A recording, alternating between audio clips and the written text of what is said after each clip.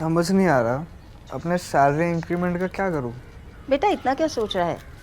अपने mutual funds के SIP का टॉप अप करा ले। This is the right time. क्या? समझ में नहीं आया। बेटा इतना क्या सोच रहा है? अपने म्यूचुअल फंड्स का एसआईपी टॉपअप करा ले। This is the right time. अब समझा।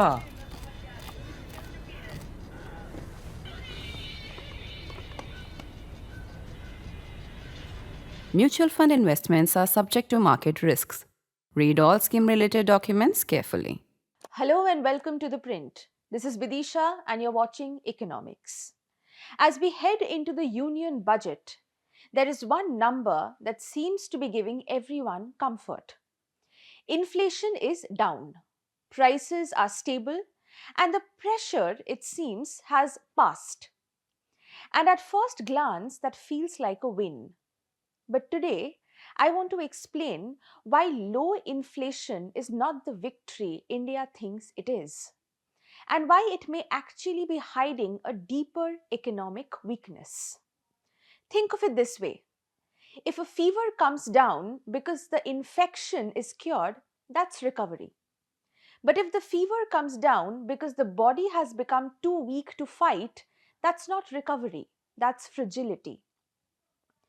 India's inflation story right now looks much closer to the second case. Prices are stable not because incomes are rising and demand is strong, but because households are holding back. And that difference matters, especially when a budget is being written. Let's start with rural India. The first chart that you see on your screen shows two things: rural inflation and rural wage growth. Inflation has come down sharply, but wages have not picked up in the same way. And these two lines should technically, normally be moving together. Now, when wages rise faster than prices, people feel better off. They spend more, the economy gets momentum, but here the lines drift apart. Things may be getting cheaper, but people are not earning much more. And this matters because rural incomes drive India's mass consumption economy, from food and FMCG goods to basic services. So when wage growth remains modest, households don't celebrate lowered inflation. They become careful.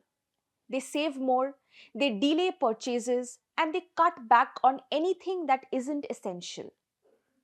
This kind of price stability doesn't come from confidence. It comes from caution. And it's important to be clear, this is not a failure of inflation control. Monetary policy has done its job.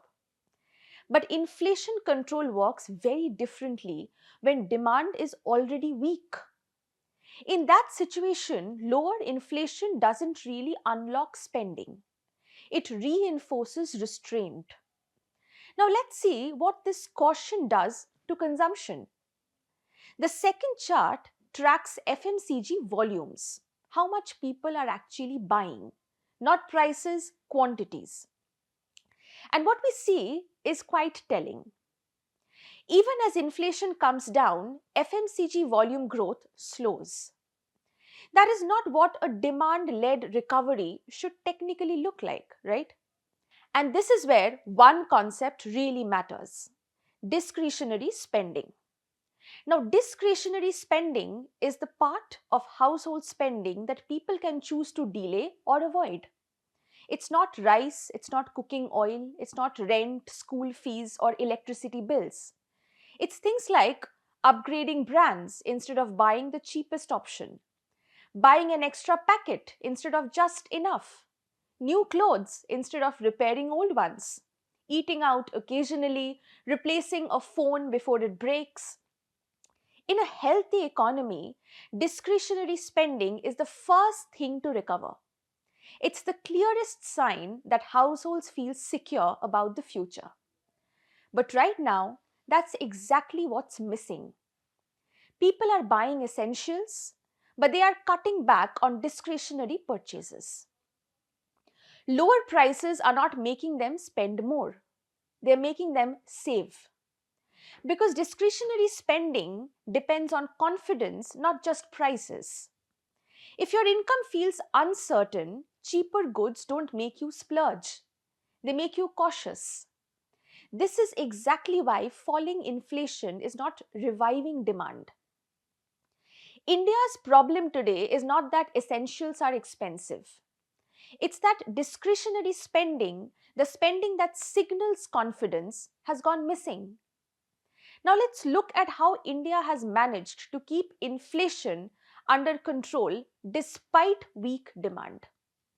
This third chart shows imports of pulses, edible oils, and fertilizers. These are not luxury goods, they are essentials.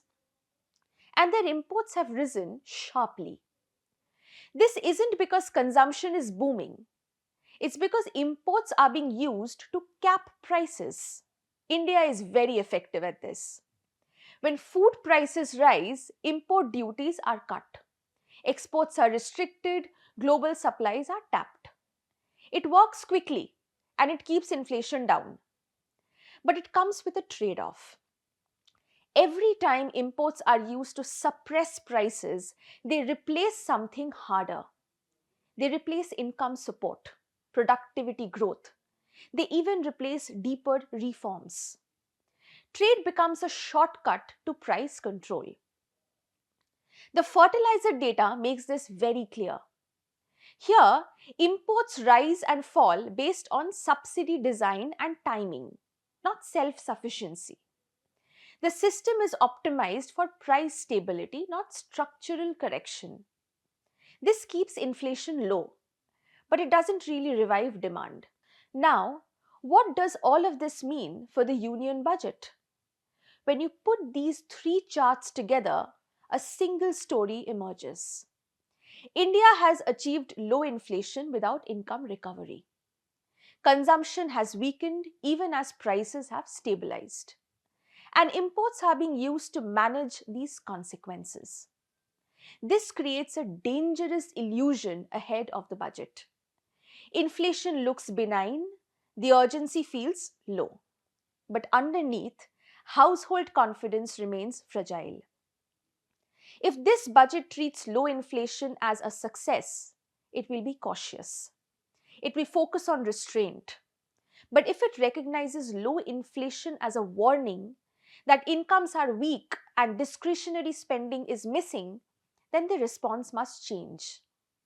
India does not need to abandon inflation discipline. It needs to stop confusing stability with strength.